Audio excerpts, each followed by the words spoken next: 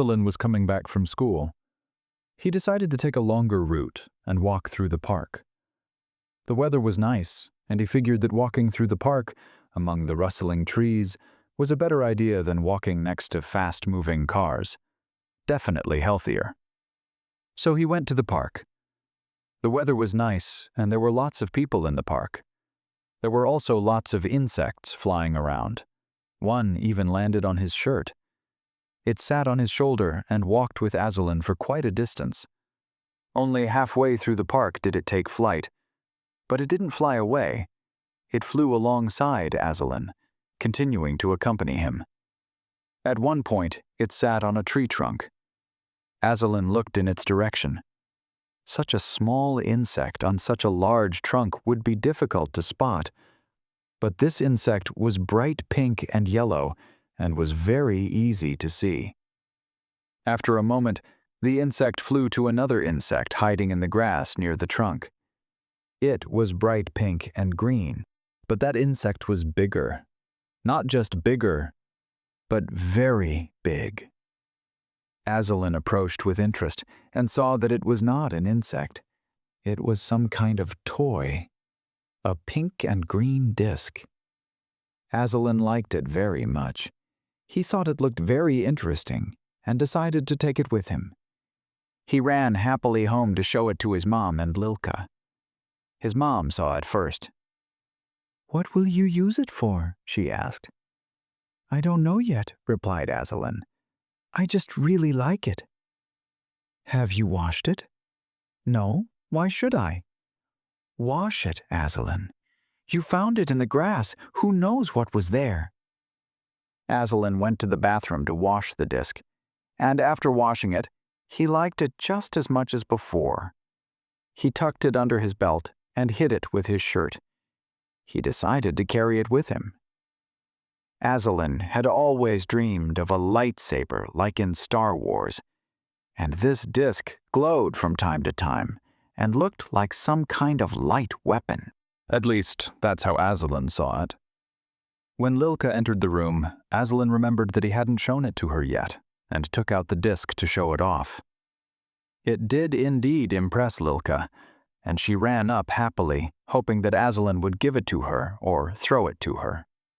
"No, it's not a teether," Azalen replied proudly.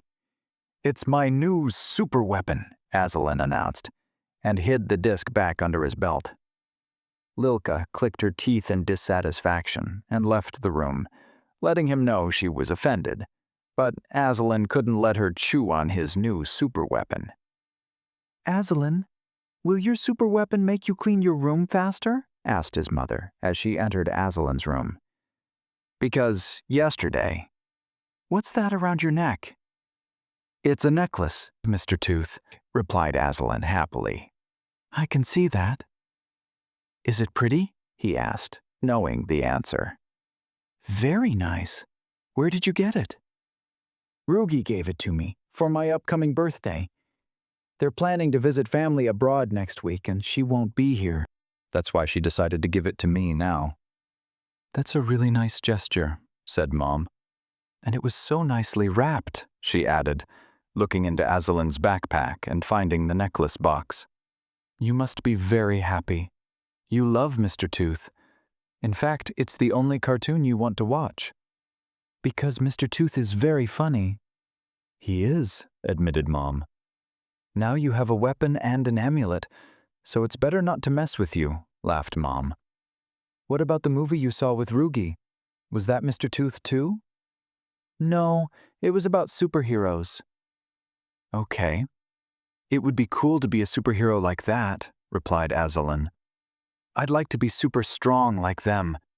I'd train to achieve that level of balance, focus, and strength. In the movie, they lifted huge rocks and could walk on super thin obstacles. First, I'd practice on something simpler, like bottles. First, practice your memory, and don't forget to clean your desk. You've been forgetting to do that for a few days now."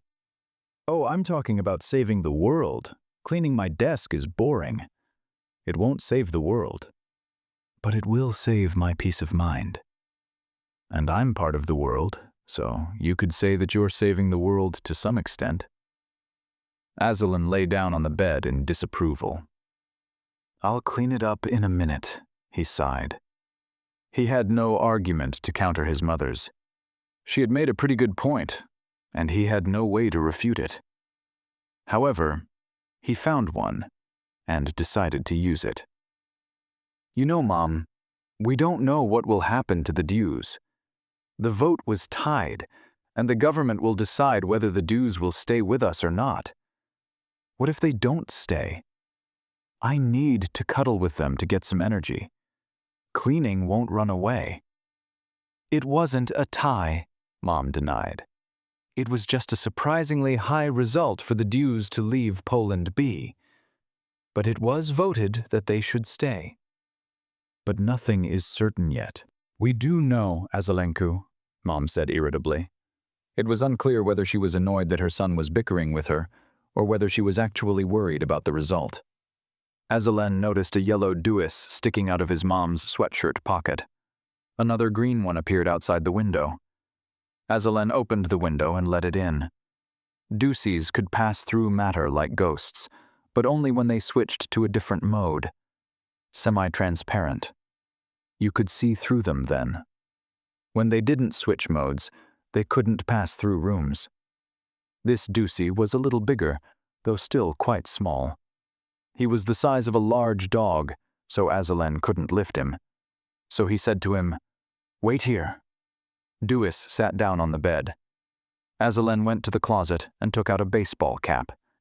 He put it on Duis's head and took a picture with him. "Just in case," he said to him, "if they move you to Poland A, I want to have a souvenir." "They won't transfer them," his mother shouted from the living room. "Not only does Polish A have so many amenities, but they would also get all the duis. Polish Prime Minister B is really frivolous." Azalen did not expect his mother to say anything else about him. She spoke only badly of Polish Prime Minister B.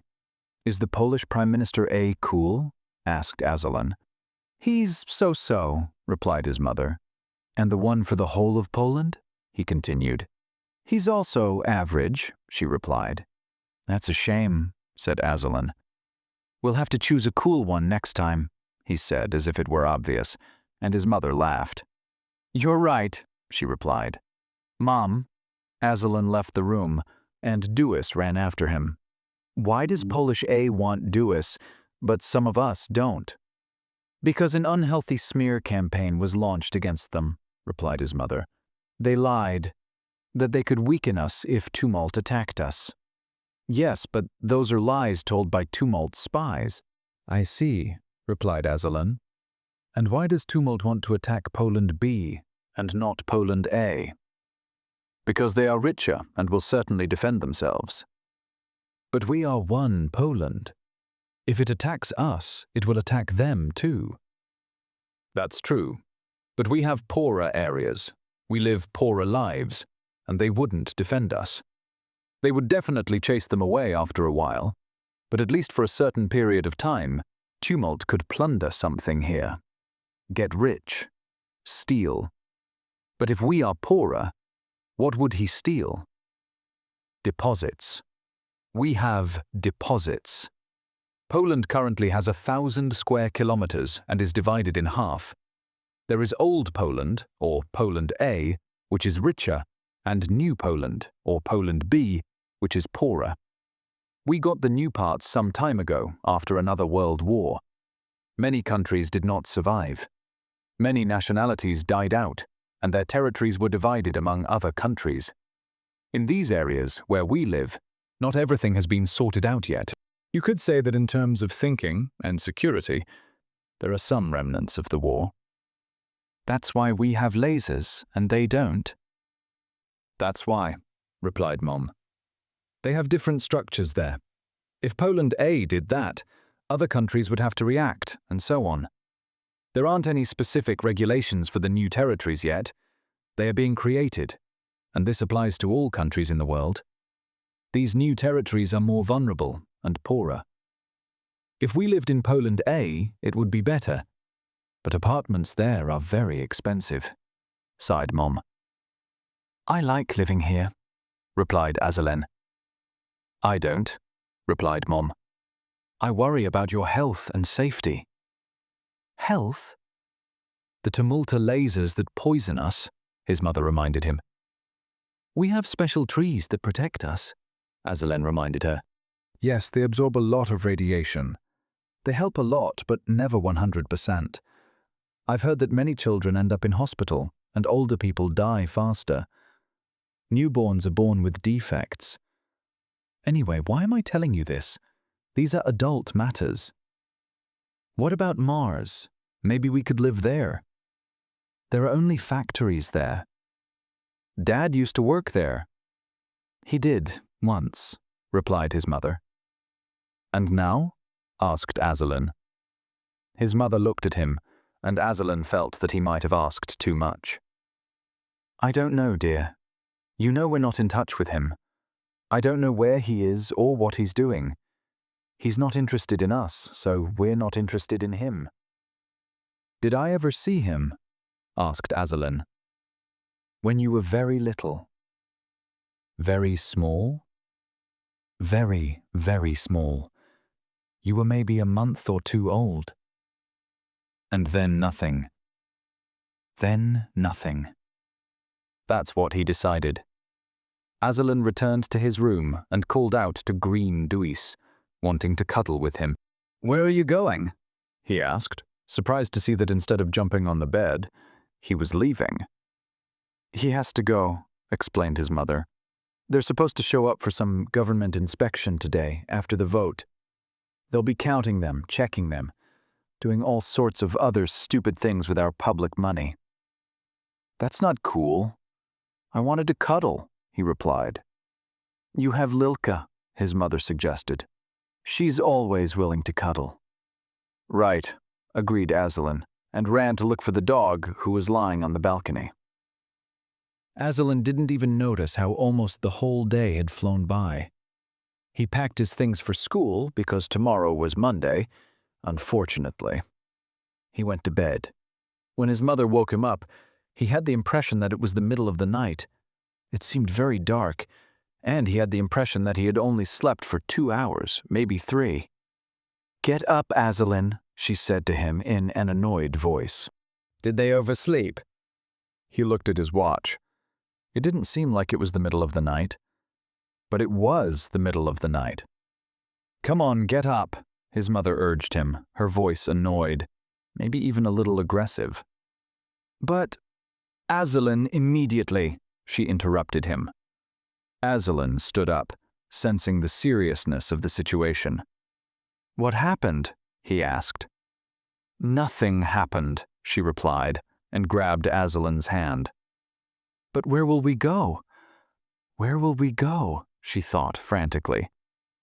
We're not going anywhere, she said to herself. We'll hide here in the bathroom. Yes, we'll barricade ourselves in and hide here in the bathroom. Azalen saw that the sky was not typically black, as it always was at night, but looked as if someone had lit a huge, bright blue light bulb in the sky. The color was terrifying. He wanted to ask his mother why the sky looked like that, but he was afraid to do so. He heard screams outside the window. Some people started screaming horribly. In pain. Not that. They're close. Oh my God, they're close. His mother grabbed his hand and pulled him toward the bathroom, but then Lilka started barking frantically. They turned around and saw a long black paw entering the apartment through the open window. Oh my God, I didn't close it, the woman squealed, and holding Azalen, she rushed to the front door. Lilka ran after them. They began to run downstairs, floor by floor. Azalen felt his mother's fear and his feet burning. When they were on the second floor, they heard terrible screams and saw a black cloud coming through the railing on the staircase. They're downstairs, the woman moaned. In desperation, she opened the stairwell window. She looked out and made sure there were bushes below. She grabbed Azalen and threw him into the bushes without warning. Lilka didn't need to be persuaded. In her frenzy, she jumped after Azalen. The woman joined them a moment later. Without even asking if Azalen was okay, she grabbed his hand and they started running. Here and there they saw black clouds gathering. They saw them on the street, in the windows. Everywhere they heard those terrible screams. At one point, Azalen's mother felt trapped. She didn't know where to run. They were surrounded by black clouds. So she ran into one of the apartment buildings. They ran through it and escaped again through a window in the stairwell. "We have to get out of the neighborhood," said the woman. "We have to run across the meadows. There may be a lot of werbers there, but it's dark. If we're quiet, they may not notice us. We have to leave Lilka behind." "No, Mom." "Honey, she might bark." "Mom, no! She'll run after us anyway. You can't chase her away from us." "I won't chase her away," she admitted, and grabbed Lilka to throw her back into the building through the window, with the intention of closing it. But Azalen frantically grabbed his mother's hands, making it difficult for her to do so. They struggled for a moment, but when Azalen's mother heard the sound of the door opening, she realized that the werbers had entered the building, and there was no time to throw Lilka back in. Besides, she didn't want to throw her to certain death. She grabbed Azalen and pulled him toward the meadow near their neighborhood.